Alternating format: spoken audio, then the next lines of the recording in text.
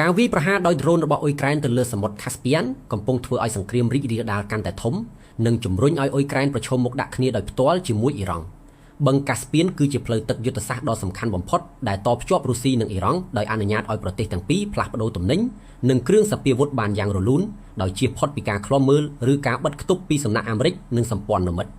នៅតំបន់ឈូងសមុទ្រពាក់ប្រធានាធិបតីអ៊ុយក្រែនលោក Zelensky និងភ្នាក់ងារសន្តិសុខ SBU បានទទួលស្គាល់ថាខ្លួនបានបញ្ជូនដ្រូនឲ្យហោះក្នុងចម្ងាយឆ្ងាយជាង700គីឡូម៉ែត្រដើម្បីវាយប្រហារលើកប៉ាល់ចម្បាំងរុស្ស៊ីអណ្ដូងប្រេងនិងនាវាពាណិជ្ជកម្មដែលដឹកជញ្ជូនដ្រូន Shahed របស់អ៊ីរ៉ង់គោលបំណងធំបំផុតរបស់ក្រុងគីវគឺកាត់ផ្តាច់ខ្សែច្រវាក់ផ្គត់ផ្គង់អាវុធយោធារវាងក្រុងមូស្គូនិងតេហេរ៉ង់ព្រមទាំងបង្ហាញជំហររឹងមាំប្រឆាំងនឹងអ៊ីរ៉ង់ដើម្បីទាក់ទាញការគាំទ្រនិងការយោគយល់បន្ថែមពីរដ្ឋបាលលោកដូណាល់ត្រាំយ៉ាងណាមិញសកម្មភាពនេះបានបង្កឲ្យមានប្រតិកម្មយ៉ាងក្តៅគគុកពីសំណាក់រដ្ឋាភិបាលអ៊ីរ៉ង់បន្ទាប់ពីការវាយប្រហារនោះបានបណ្ដាលឲ្យនាវិកអ៊ីរ៉ង់ម្នាក់បាត់បង់ជីវិត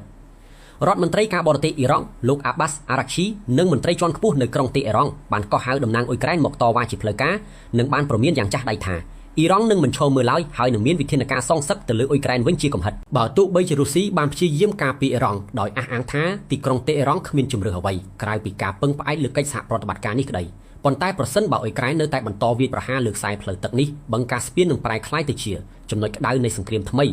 មួយទៀតដែលមិនត្រឹមតែធ្វើឲ្យប៉ះពាល់ដល់សេដ្ឋកិច្ចនិងការផ្គត់ផ្គង់យោធារបស់រុស្ស៊ីប៉ុណ្ណោះទេប៉ុន្តែថែមទាំងអាចទាញអ៊ីរ៉ង់ឲ្យចូលរួមក្នុងចំនួននេះកាន់តែជ្រៅជាមួយនឹងការវាយបកតាមផ្លូវយោធាលើអ៊ុយក្រែនដោយផ្ទាល់ផងដែរ